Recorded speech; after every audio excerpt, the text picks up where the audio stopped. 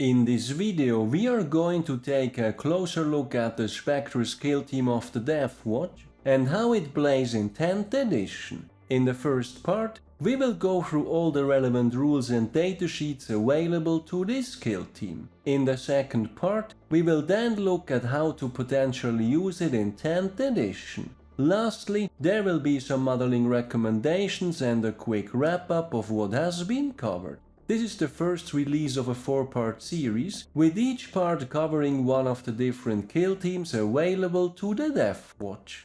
Welcome to SwissHammer, your channel for modeling in Warhammer 40k. My name is Tammer and I will be guiding you through this video. The kill teams are the unique army rule of the Deathwatch, allowing us to combine a selection of different datasheets into a single unit. Contrary to 9th edition, where kill teams counted as the base troops of a Deathwatch army, they are not battle line in 10th edition, meaning that they fall under the rule of 3, aka we can pick up to 3 of the same kill team in an army list.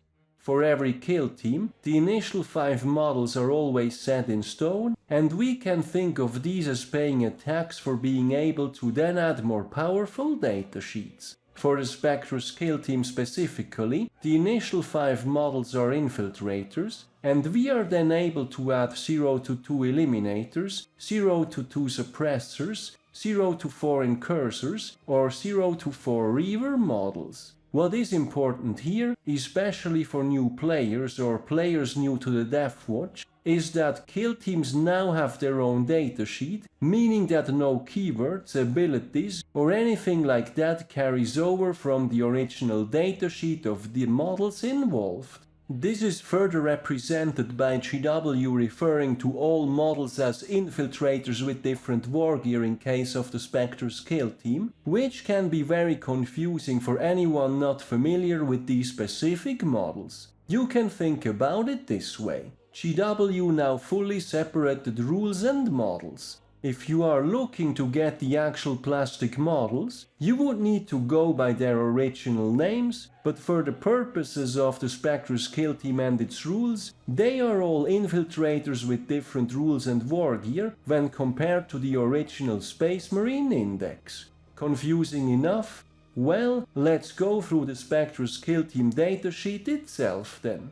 Starting with the keywords, not much changes here when compared to their original datasheets. The original Eliminators would not have the smoke keyword, and the Suppressors get the Phobos keyword, which is pretty funny when considering that they are not actually wearing Phobos armor. For abilities, the Spectrus Kill Team can be deployed as either Infiltrators or Scouts with a 6-inch move, and they get access to Spectrus Doctrines. This one is actually very decent, allowing the unit to go into strategic reserves at the end of the opponent's turn, and then arrive back on the battlefield in the reinforcement step of your own movement phase. The big downside, however, is that because all the individual models lose their original abilities, the Infiltrators won't have Omni-Scramblers, the Incursors won't have Multi-Spectrum Array, the Suppressors won't have Suppression Fire, the Eliminators won't have Mark the Target,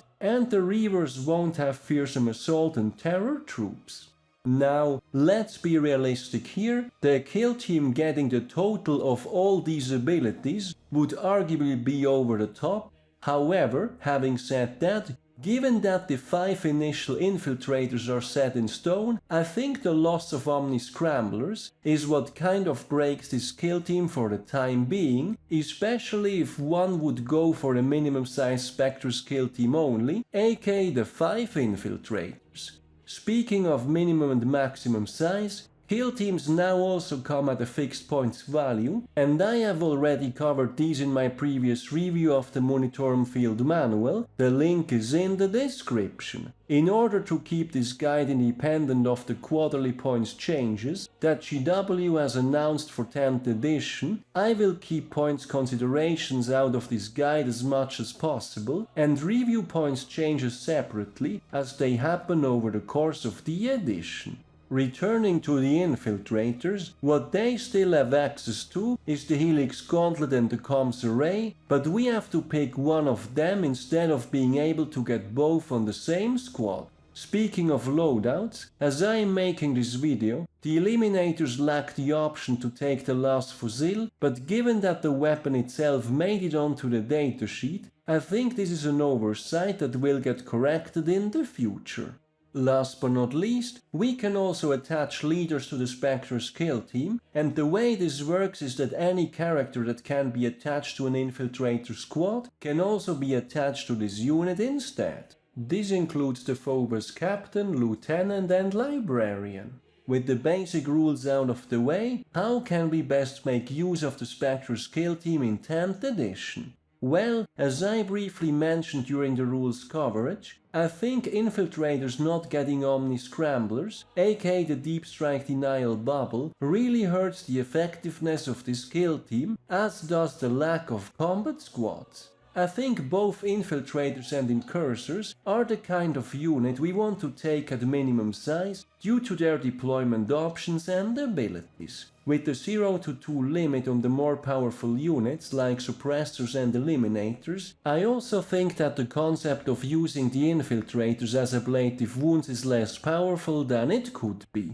As it currently stands, we are left with a 10-man unit that seems overly expensive for just the Spectrus Doctrine ability, and the wild mix of datasheets we are shoehorned into does not really get much done when compared to sticking to the original datasheets themselves. If I were to run a Spectrus Kill Team at its current state, I think the optimal way to do it would be the mandatory 5 Infiltrators, 2 Eliminators, 2 Suppressors and a single Incursor with Haywire Mine. That way, we'll get the most powerful ranged weapons as well as the Haywire Mine. Such a Spectrus Kill Team could then attempt to snatch objectives and score secondaries thanks to the free redeploy, and it will hopefully keep our opponent on the back foot and forcing him to commit some units to screening that will then not be available elsewhere. As far as attaching characters goes, I think all 3 potential picks synergize well with their special abilities. The Captain with the powerful Rights of War ability that allows to play a strat for free, and then of course Master of Deceit allowing a redeploy at the start of the game, kind of what Lord of Deceit did back in 9th edition, and that one was an auto-include for a very long time. The downside here of course is that we no longer have access to combat squads.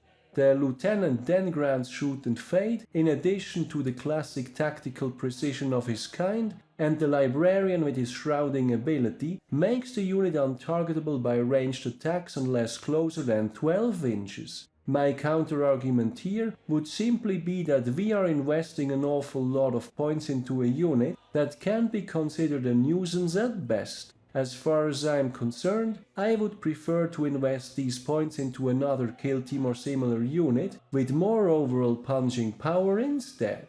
All in all, I personally consider the Spectrus Kill Team lackluster for the time being, and I think I would much rather include 5 Infiltrators and 5 Incursors as their original datasheets instead. But in order to end this video on a positive note, what do I think would be required to make it worthwhile? Well, if we could combat squad and Infiltrators retained their access to Omni Scramblers, I would consider one Spectrus Kill Team an auto-include. Getting one of either would most likely make it more playable, though I think at that point I would value combat squads over the Scramblers. I just don't like the idea of the Phobos 10-man brick. Anyway, GW, I hope you have been taking notes. Then last but not least, let's have a look at some modeling recommendations. Out of all the models available, I think the most important part is to magnetize the Eliminators in order to give them access to either the sniper rifle or the last Fusil. Back in 9th edition, I did a full modeling guide for this, which still applies to 10th edition, the link is in the description. For the Suppressors, while they come with a fixed loadout only, the default flight stands are a bit underwhelming, and I personally went with third-party smoke trails, which I think adds a lot to the aesthetics. For the Reivers, if one wants to go all the way, their loadouts can also be magnetized. This is a standard magnet job with a 3mm per 1mm magnet at the arm socket. For the Infiltrators and Incursors, these again come with a fixed loadout, but in case one has a surplus of model, which can quite easily be the case given that GW has been throwing around Phobos models in the past, consider visualizing the Helix Gauntlet and the Comms array on Infiltrators, and the Haywire Mine can either be attached to the Incursor model itself, this can also be magnetized, or placed on a separate base. To wrap things up, over the course of the video, we have looked at the Spectrus Kill Team of the Deathwatch in 10th edition. Starting with the mandatory 5 Infiltrators, we can then add 0 to 2 Eliminators, 0 to 2 Suppressors, 0 to 4 Incursors, or 4 to 5 Reaver models. One drastic change from 9th edition is that Kill Teams now have their own datasheet, and the unit composition has everyone labeled as an Infiltrator with different war gear. While certainly confusing for new players, the point here is that none of these models retain abilities or keywords from their original datasheet, but get the ones from the Spectrus Kill Team instead. While the Spectrus Doctrine's ability is great by itself, the overall loss of the original abilities, Omni-Scramblers being the most important one, and the lack of combat squads really reduces the overall viability of this kill team. As it currently stands, while 5 Infiltrators, 2 Eliminators, 2 Suppressors and 1 Incursor with Haywire Mine might cause a nice headache for your opponent in more casual play, I think other kill teams are more viable for the time being. I really hope that GW will rebalance this one in the near future. As always, I recommend magnetizing, with the Eliminators being the clear priority here. So that's it for the guide to the Spectrus Kill Team of the Deathwatch in 10th edition. What do you guys think about this particular kill team, and are you planning to include it into your current lists? Did GW do a good job balancing the abilities of this particular kill team? Any important rules or tactics that I missed? Let me know in the comments.